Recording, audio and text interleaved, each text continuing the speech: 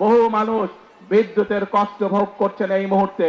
কিন্তু এই যে বিদ্যুতের সমস্যা, এই সমস্যা স্বৈরাচার অপরিকল্পিত বিভিন্ন পদক্ষেপের জন্য আজকে বিদ্যুৎ এবং জ্বালানির এই অবস্থা।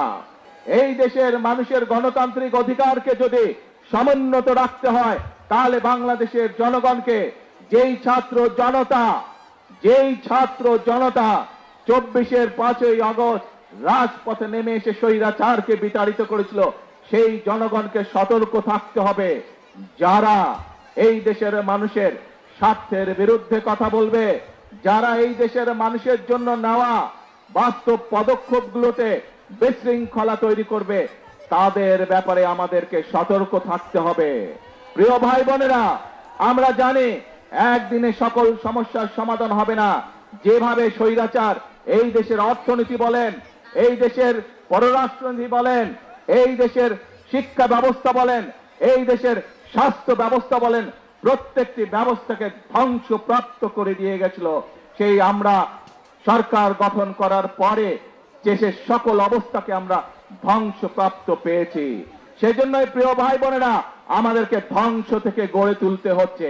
এই যে এমপি সাহেব একটু আগে এখানে ব্রিজ এবং রাস্তার কথা বলে গেলেন, যদি দেশে উন্নয়নই হতো তাহলে এই কাজগুলো এত বছরেও হলো না কেন?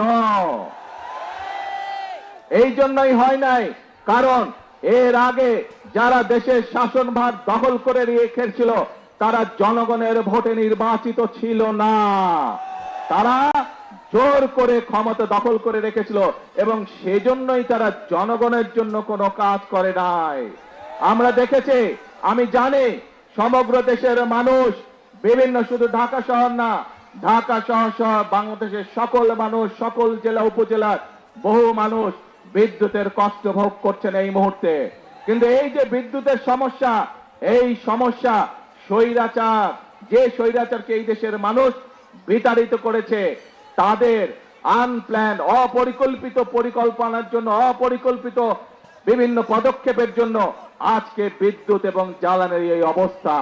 প্রিয় ভাই বোনেরা, আপনারা যেহেতু বিএনপিকে নির্বাচিত করেছেন, বিএনপি দেশের মানুষের দল, বিএনপি এদেশের স্বার্থেই কাজ করবে, বিএনপি এদেশের মানুষের স্বার্থে কাজ করবে। আজকে এখানে দাঁড়িয়ে আপনাদের সামনে আমি বলতে চাই, এই আগামী 27 তারিখে আবার জাতীয় সংসদের অধিবেশন শুরু হবে।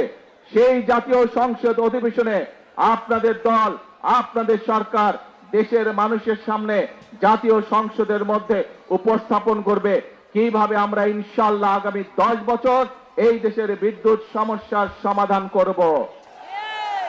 সেই পরিকল্পনা আমরা দেশের জনগণের সামনে উপস্থাপন করব পবিত্র জাতীয় সংসদে।